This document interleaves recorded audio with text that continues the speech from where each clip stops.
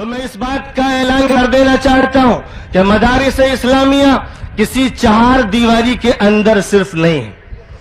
مدارس اسلامیہ ہر مسلمان کے دماغ کی دھڑکن ہے، ہر مسلمان کے دماغ کی سلوٹوں میں بسے ہوئے ہیں، اس کے دل کی دھڑکن ہے، اس کے ضمیر کی آواز ہے.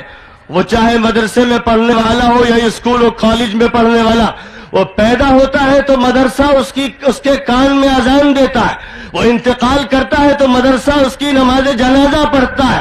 کون سا مسلمان ہے یونیورسٹی سے وہ وابستہ ہو یا کالج اور اسکول سے وابستہ ہو جس کے ضمیر اور دل سے مدرسے کو کھرچ کے پھینکا جا سکے؟